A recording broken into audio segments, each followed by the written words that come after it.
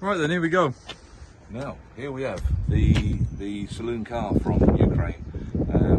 Again, same situation, collected by the Worshipful Company of Carmen, of which, as I've said earlier, I'm very proud to be a member. They are, as I won't go over it old ground again, but they are sending out all sorts of consumables, vehicles, generators to help Ukraine's war effort.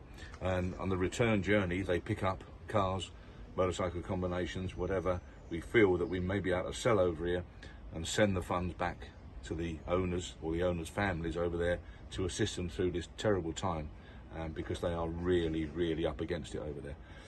They tell me that the average monthly wage for a factory worker over there is something like £145 per month. So you can imagine they haven't got a very high standard of living. Now this car, again, I'm ever so sorry, I can't even begin to pronounce it, but I'm sure a lot of you out there will know where it is. The bit that intrigued me about it really is that the body is extremely old style, more like a 1960s vehicle and 1950s vehicle in actual fact. Apparently it was produced in about 1970.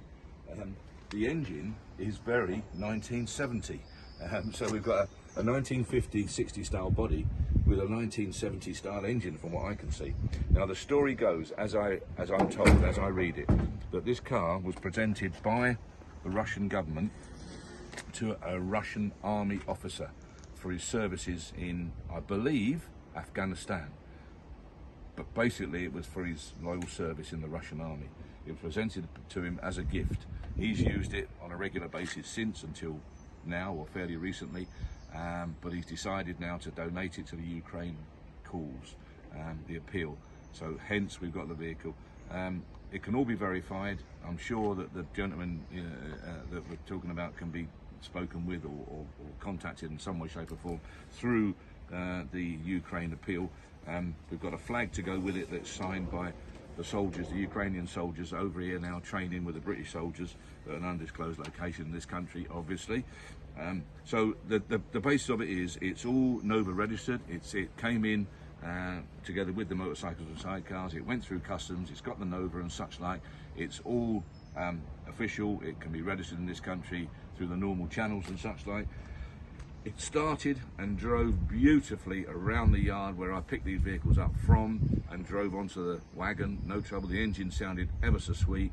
While it was up there, half a dozen of us that were there had a look underneath, and it's built like a tank, literally. It must have been built in a tank factory, and you know, next in line to a Russian tank, and that is built out the same material.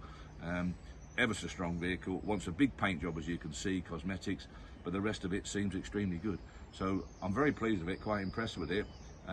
It's quirky, we know, because as I said earlier, it's got this unusual, strange, sort of, I don't know, Simca looking, if you like, 1950s, 1960 body design, but it looks to me like a lot more modern running gear. Quite odd. Maybe that's the usual thing over there, I'm not too sure. But it's here now, waiting for your inspection. It's going to go through on our July sale, and we obviously need to raise as much money as we can, because that money is then going back to Ukraine. I think part of it to the appeal, part of it to the family who donated it. This is the way I read it. So every little helps. So please give us all the support you can. Do come along and have a look. It's here now on display, waiting for you to actually view it. Thank you.